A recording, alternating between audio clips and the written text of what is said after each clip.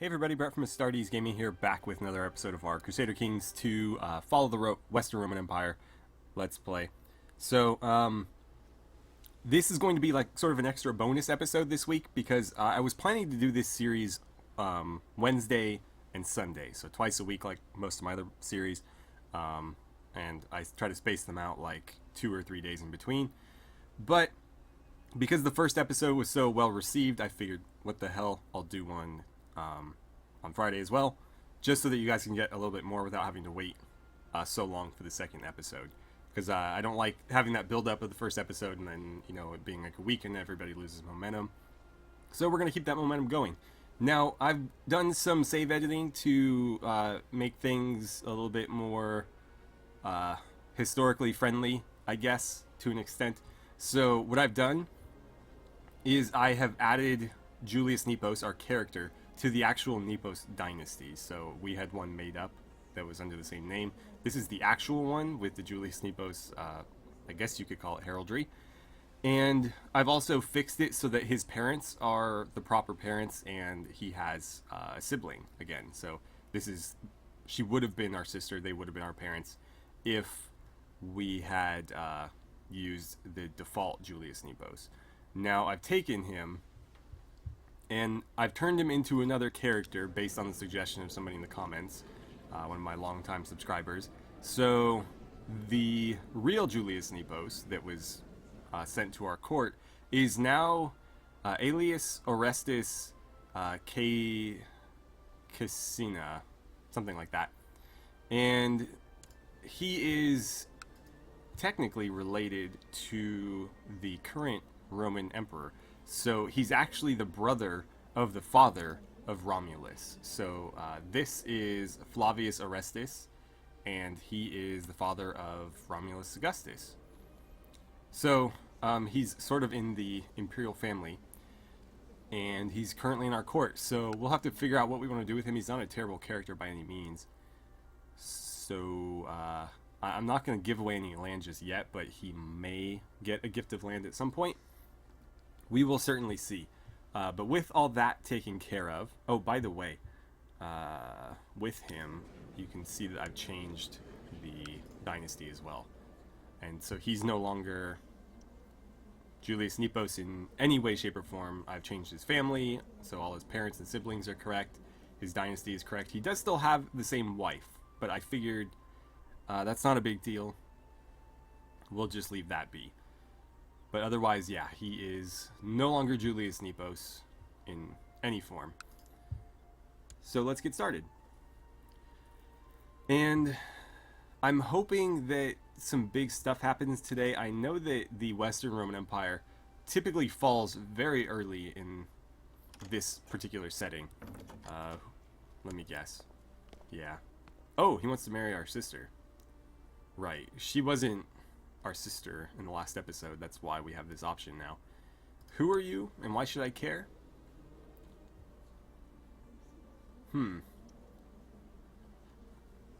Where is this? North Africa. Okay. Well, I don't particularly want territory in North Africa, but he's in a good situation for us where... I mean, I know that's not a matrilineal marriage, but obviously any children they have would be half our blood and his heir. But if it's not a matrilineal marriage, that doesn't really benefit us immediately. So I'm going to save that marriage, or save her marriage, for a situation that benefits us in the form of land or something. Or even, we could see about maybe with the Byzantines. I don't know who it would be. He's a bit young, but we could try it.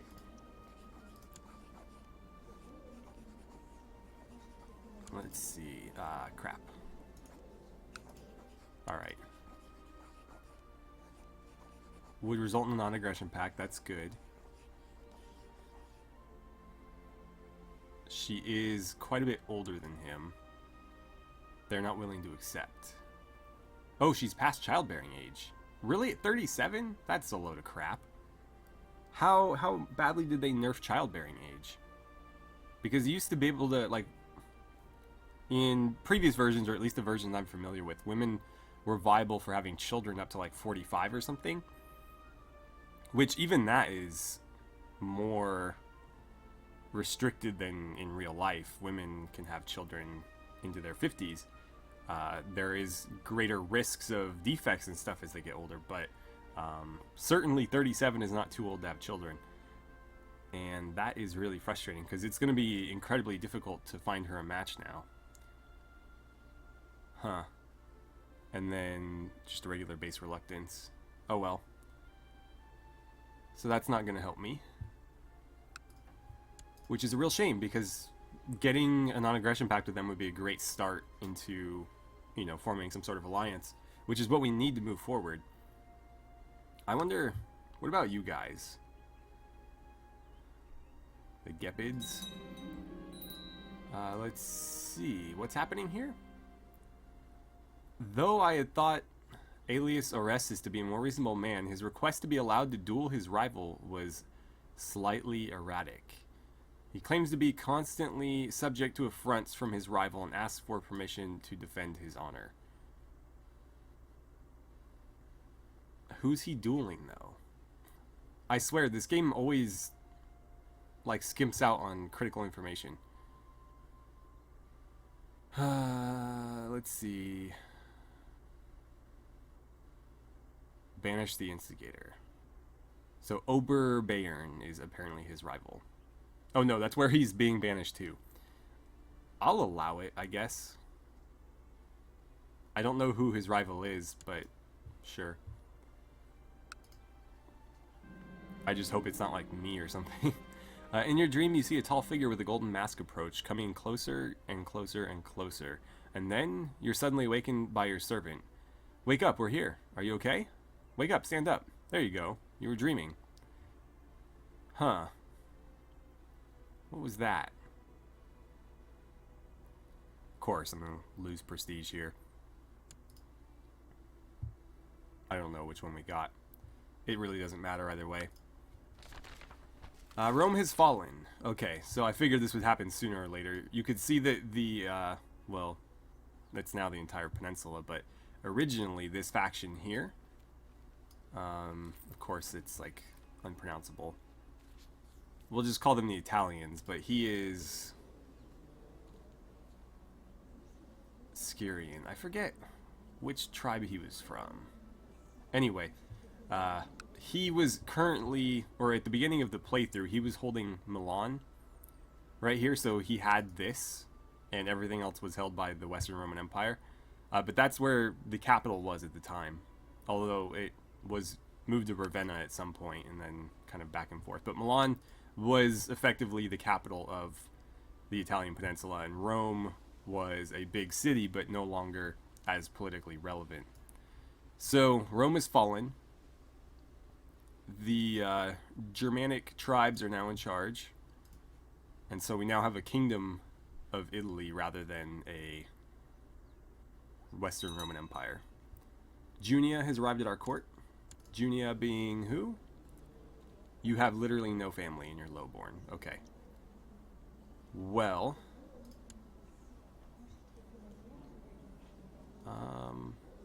No, I need to do it this way. Arrange a marriage. Who do we have that would benefit from marrying? Claudius is still... I mean, I hope he's within childbearing range. I don't know anymore.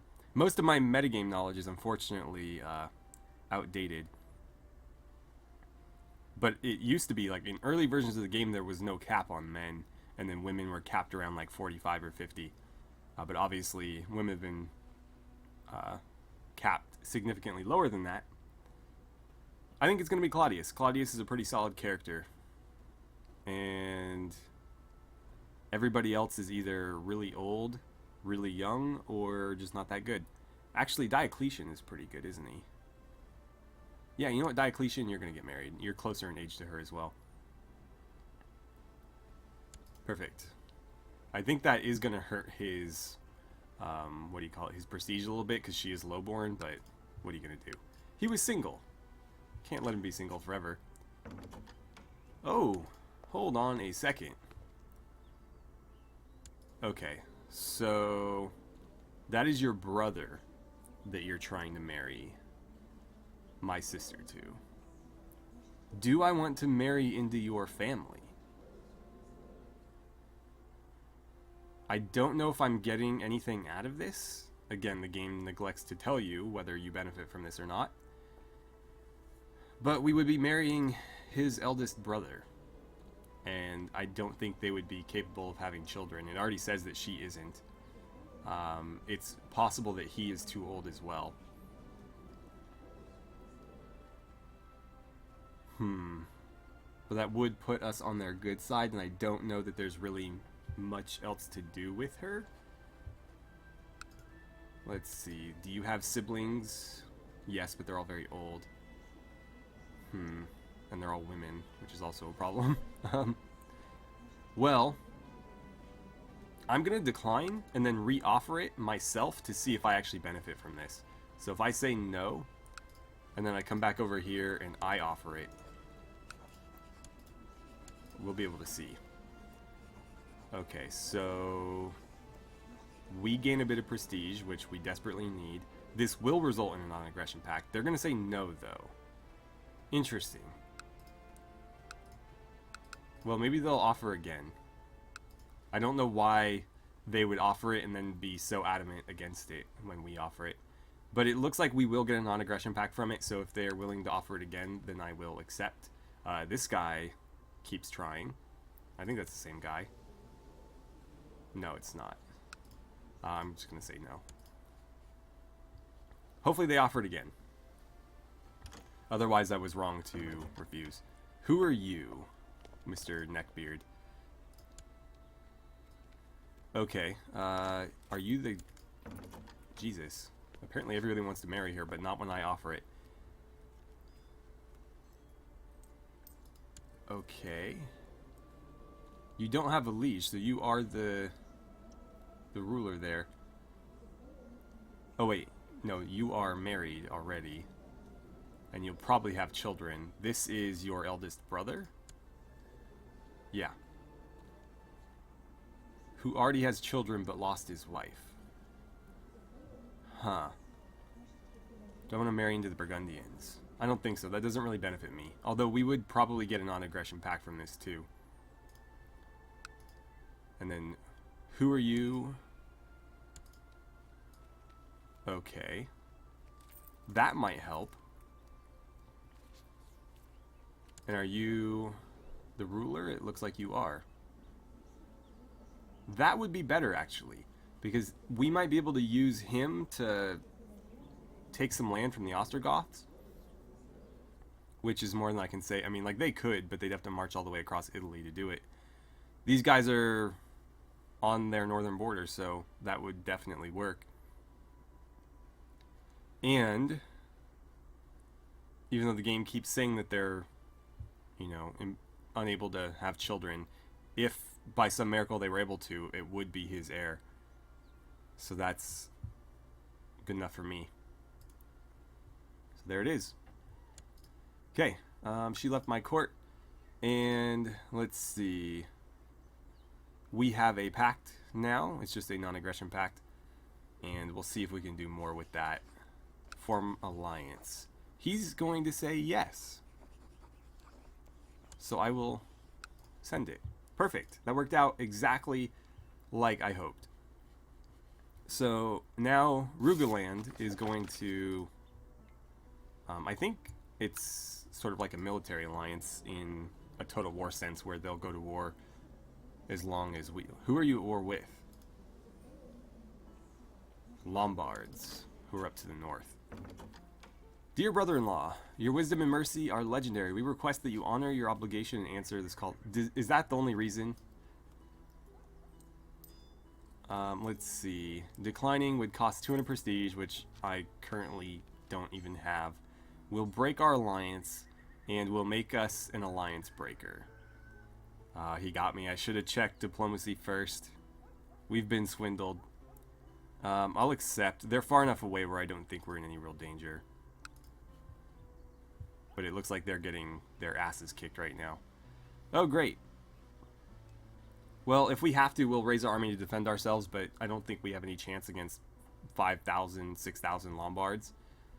Hopefully they just defeat him and that'll be the end of that. Well, that sucks. In here I thought he'd be able to help us with this. He is just getting completely wrecked right now. I am curious though, what is the goal of this war exactly? Where's your capital? I just need to click on you. Conquest of something that I'm not even going to attempt to pronounce. So they're trying to take this province. That's what they're trying to do. And they are about to get it. Because they have the war score they need. Okay, so that's over. He lost a bit of territory, but at least we didn't lose any prestige. A Jewish exile fleeing persecution elsewhere in Europe has showed up at your court. His time spent abroad has gifted him with many connections. And by all accounts, he's an able diplomat. He would make a fine chancellor. Would he, though? Yeah, he would. He's kind of an asshole, though. Well, I will accept. Looks like I only have one option anyways. He's going to arrive at my court no matter what. But I can go ahead and employ him. Although Diocletian is not that much worse, and I did just get him married, and he would be really upset if I kicked him out of there. That reminds me, though, we need to assign some minor titles. So who's going to be my designated regent? Probably the wife, if she's even an option. Yeah, we'll make the wife designated regent. I don't know about court jester. What's happening here? Are you in another war? Oh, man. I don't want to be an alliance breaker, but dude, you are the worst ally ever. I have to say yes. Who are you at war with now? Oh, geez. Everybody's attacking you. This is so bad. Who are you, or what are you trying to do here? Conquest of this. Okay, so they're trying to take that province from them. So these guys are just hemorrhaging territory right now.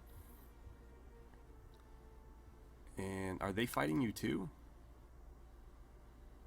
No. Where's... So you guys are attacking. That's this faction. Oh, it is them. Okay. I just clicked on the wrong thing. Sort of? I think it's just this guy. Yeah, it's just that guy. It's not this entire faction. Well, I'm not going to call my troops up. I'm just going to keep my head down over here and hope they don't come this way. Okay, right. So we were doing minor titles. For Master of the Horse, I was going to give... Let's see. I think it was like Justin. Yeah, I was going to give Justin this one. Because I don't have any other position for him right now, but he is a very good character. And he is fairly young. So I'd like to stay on his good side. A book without a title was pushed into my hands by a hooded man clad in midnight blue. Something was said, but was lost in the confusion. The book was still there. 20 piety, or... I mean, the 20 piety might be better, just to get me out of the negative, because I don't want to draw the ire of the Catholic Church right now. How long would that stay for? Or is that just permanent? Because if it's permanent, that could end up being a lot more. I'm just going to take the piety. Alright, so Justin, you're going to be my Master of the Horse. Master of the Hunt will be Gallienus. High Almoner is obviously going to be Antonius. Yeah. Wait a second. You are not my... Oh, it is Antonius. Okay. I was like, I don't remember that name of that face, but apparently it's him. Okay, so Antonius is my High Almoner. Organizing feasts and whatnot. I'll make my steward in charge of that. Wait. Oh, you just showed up out of nowhere. That's right. I'll make Claudius. Court musician. Do we even have anybody that fits the bill? There actually are few. Huh. I'll make you, because you don't have anything else going on. And then commanders. Okay. Do we have anybody better than 8? Diocletian, but he's got other work to do. Claudius, who's also my steward. And you're at 8, so no, we really don't. Alright, so the secret within the book still eluded me after several weeks of intense study, wasted time, and wasted ink. The man couldn't be anything but a maniac, filling precious parchment with malarkey and incomprehensible symbols. So, we learned to love books instead. Luckily, we did not take illumination, but we gained the trait of scholar, so our learning goes up by 3. Okay, and our learning is fairly high now, 15. And thanks to all that, our piety is no longer in the negative, so the Catholic Church isn't going to come calling. He's managed to sow distrust between the bishop in this area and his liege. That does please me. Oh, okay. A Romano-Gallic writer, Constantius of Lyon, has recently written a work on the life of Germanus of Auxerre, a noted saint and ardent enemy of Pelagianism. This work goes to show the piety and zeal of the clerks of Greater Gaul, and I lose piety for some reason. How dare this one guy we've never met do a thing, and all of a sudden we're being heretical or something. Alright, well, this game seems intent on keeping me in the negative, so we'll just have to kind of live with that. You guys are just getting so beat up. That was a mistake. Everything about this faction was a mistake. I'm surprised you guys are still alive. Oh, he looked a bit womanly. I was like, wow. I'm surprised that they've managed to stay afloat with a woman in charge, because generally their claims are easy to usurp. It depends on the factions doing the usurping and whatnot, but generally their claims are fairly weak compared to men, just because that's how society worked back then. But no, it's a dude. Okay, Zenon, the Emperor of the East, has reorganized the Scolae Palatinae to better protect imperial interests. His elite corps has the potential of granting greater prestige and honor, and many young men are joining it. Okay. Restoration of Zeno. Zeno was now once again the emperor in Constantinople. In 475, he had, after a conspiracy, lost the throne and been forced to flee the capital. Subsequently, after losing the throne and being defeated, Basiliscus was imprisoned by Zeno. So there's Zeno, the new Byzantine emperor. And that is one hell of a last name he's got there. So let's look at you. You have children. One of which is... I mean, your heir is unmarried. She's married to that one guy we saw, Mr. Neckbeard. And... you died. Okay. Well, unfortunately, we have no way of taking advantage of that, so we'll just have to leave it be. Is this law ever going to pass, by the way? Really not making this easy on me. There's a lot of opponents, and a lot of them are on my good side, too. Justin claims that he would be a better spy master. Would you, though? Actually, you would. Is that what I want to have Justin do? We'd have to replace Claudius. The thing is, I'd rather have Claudius doing that because Justin is more useful elsewhere. Claudius is kind of only good at... well, no, he's pretty versatile as well.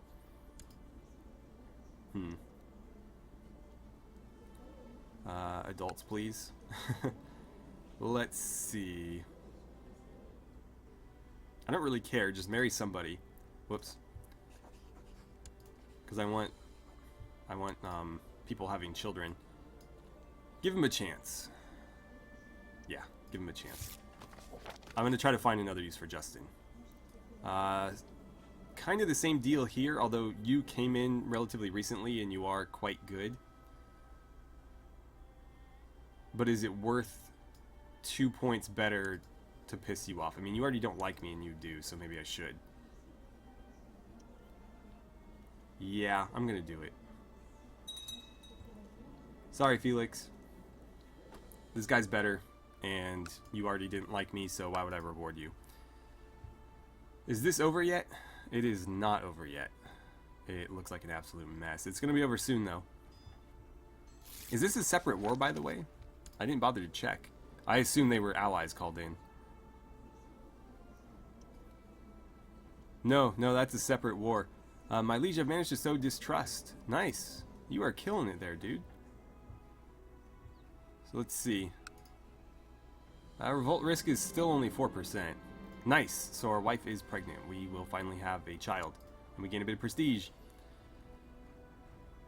Revolt risk is only 4, so I'm assuming the relationship between... I don't know who it would be. No, it was... Well, the first one was a bishop, so it would have had to have been... Damn it. I'm trying to look at stuff here. It would have had to have been here. Would have been this guy.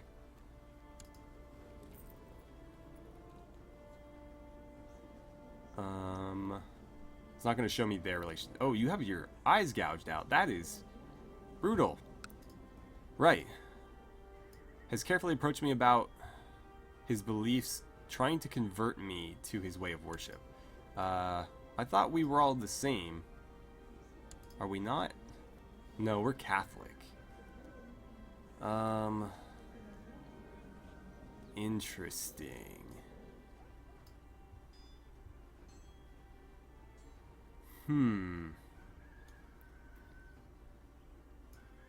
We are Catholic.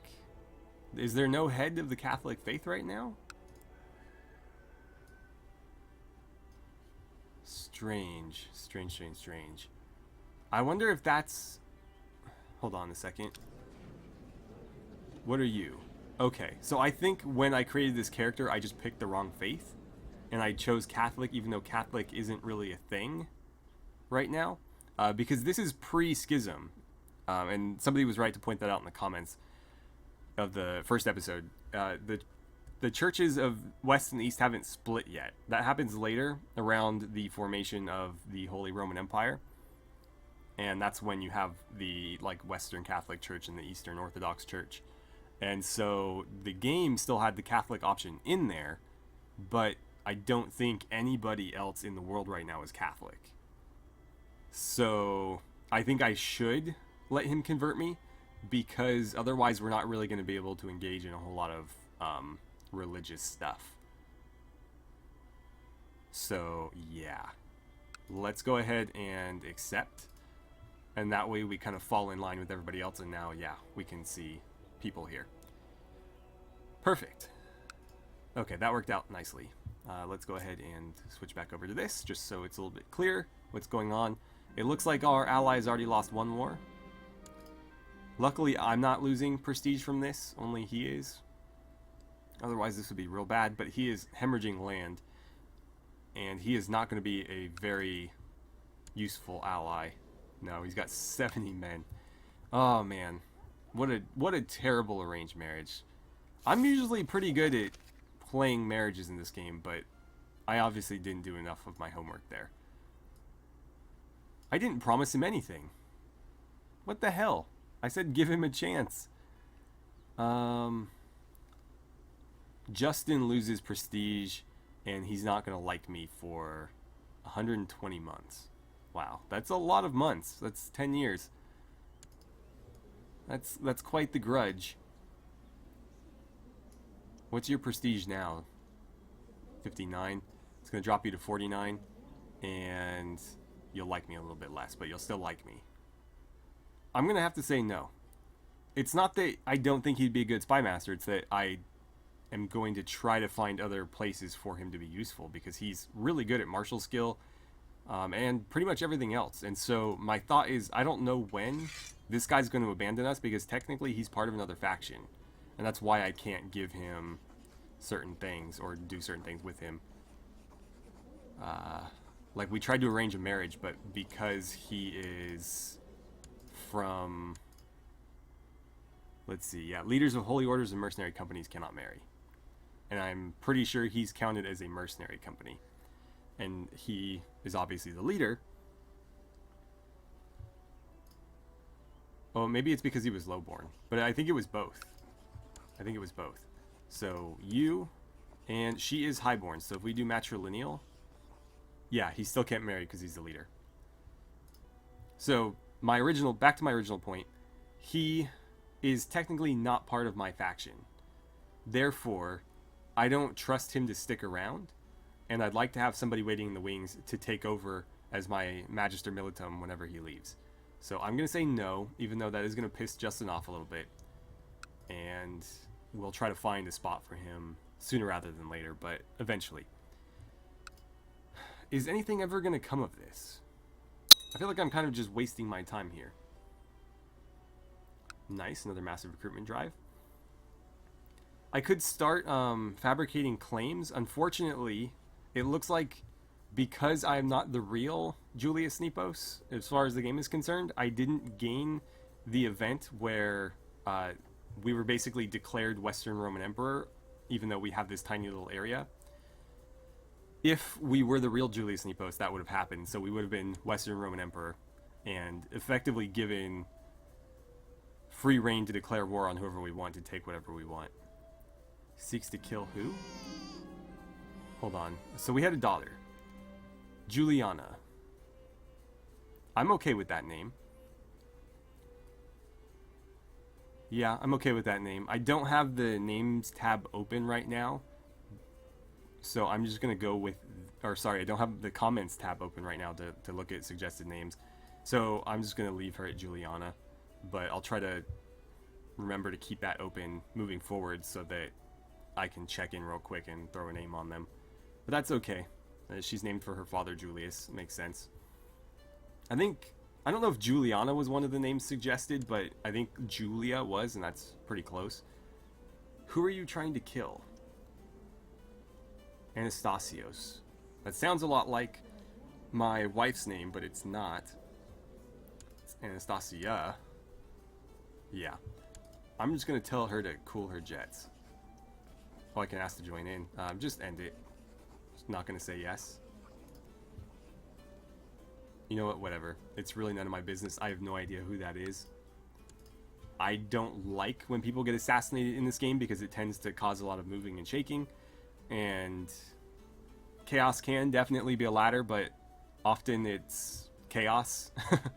And it's easier for me to predict things when people aren't randomly dying. Paulus has arrived at our court. This is not the Paulus I was expecting it to be. He's just a random lowborn dude. A large merchant caravan from distant lands has arrived at the gates of your stronghold. Their leader, a jovial man of massive girth, pleads with you in a strange accent to grant them shelter from the elements for the night. This could be risky. I'm going to let them in, though. We'll see what comes of this. I may end up regretting it. As evening falls, the fat merchant sits by the fire and regales you and the rest of the court with stories of his travels. His appetite seems insatiable, but as you do not wish to prove a poor host, you order your servants to bring a second serving. Continues his tales. We don't need to keep Paulus open here. Dawn breaks and the caravan prepares to move on. The merchant insists on leaving you a gift and thanks you for your great hospitality. He shouts a terse command in a foreign language and a young man comes forward. This eunuch will serve you well, the merchant says. His loyalty to you, his new master, shall be beyond reproach. So we have Aram, a eunuch, and goddamn is he good at martial skill. He's also a duelist. Can I make him like a bodyguard? I like how the eunuch symbol is like a guy grabbing his crotch with like lightning bolts coming out. I can decline the gift. I mean, he's a good character. Obviously, he can't like breed and pass on his traits or anything. But he is pretty damn good. And we do need commanders. And he's got a fairly high opinion of me too. So let's get rid of that. I'm going to go into my council really quickly and I'm going to make him a commander. So we'll get rid of my bishop. I don't need my bishop leading armies. So we'll add him in there. And really he should be like leading our main forces alongside the mercenary guy. I could also make you keeper of the swans, possibly. No? I'm going to make... Oh, that war's over? Yeah. Okay. I'm going to make Alias Orestes the keeper of the swans. Just trying to keep him on my good side. His wife doesn't like me. Can I put my wife in charge of it? Because I wouldn't mind gaining some relation with her. I don't think it's particularly high. But it doesn't appear that she's on here. Wait, you have a claim on the Western Roman Empire? Why did we not get a claim? No, I don't. Oh, she is on here. Okay, we'll make her Keeper of the Swans. That seems like a fun job for her. Court Eunuch. I do have one. What does this do? Opinion plus 10. Gives him prestige as well. Can be trusted in the presence of women. Sure, yeah. It gives me more relation with him, so why not? I don't have a dwarf. I don't want to insult anybody by making them a jester. A cupbearer. Who do I trust to do that? Who do I trust? Nobody that much, really.